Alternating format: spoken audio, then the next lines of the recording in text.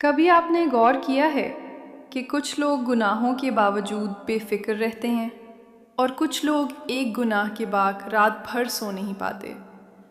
کچھ لوگ دنیا کی بھیڑ میں رہ کر بھی اپنے رب سے دور ہوتے ہیں اور کچھ لوگ تنہائی میں بیٹھ کر اللہ کے اتنے قریب ہو جاتے ہیں کہ ان کا دل دنیا سے بے نیاز ہو جاتا ہے۔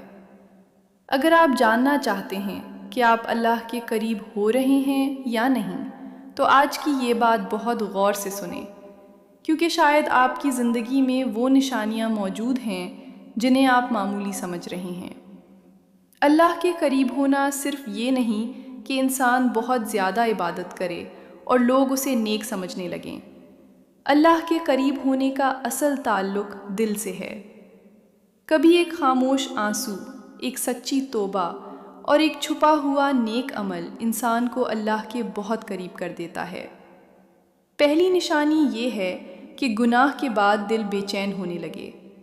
پہلے انسان گناہ کرتا تھا اور اسے کوئی فرق نہیں پڑتا تھا، لیکن اب گناہ کے بعد دل اندر سے ٹوٹنے لگتا ہے۔ نماز میں دل گھبراتا ہے اور انسان سوچتا ہے، میں نے اپنے رب کو ناراض کر دیا۔ یہ بے چینی اللہ کی طرف واپسی کی ایک بڑی علامت ہو سکتی ہے۔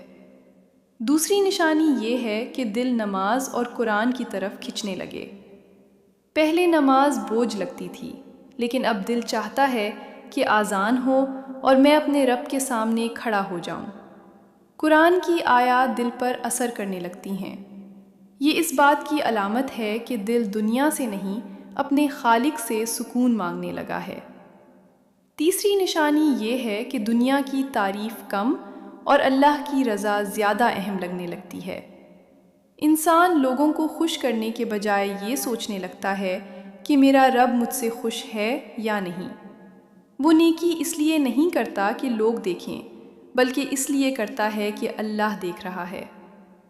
چوتھی نشانی یہ ہے کہ آزمائش میں بھی دل اللہ کی طرف بھاگتا ہے۔ جب مشکل آتی ہے تو انسان ہر دروازے پر جانے کے بجائے سب سے پہلے سجدے میں گر جاتا ہے۔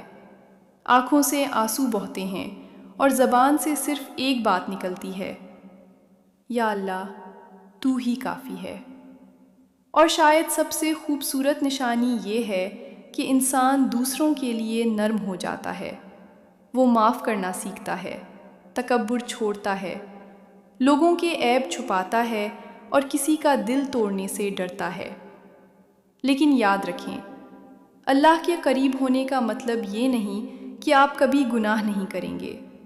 انسان سے غلطی ہو سکتی ہے۔ اصل بات یہ ہے کہ گناہ کے بعد آپ کہاں واپس آتے ہیں۔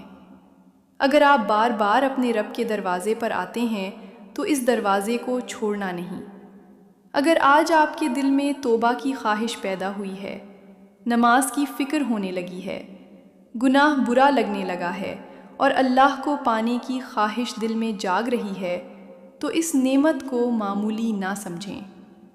یا اللہ، ہمارے دلوں کو اپنے قریب کر دے، ہمیں گناہوں سے بچا، ہماری توبہ قبول فرما اور ہمیں ایسا بندہ بنا دے جس سے تو راضی ہو جائے۔ آمین یا رب العالمین۔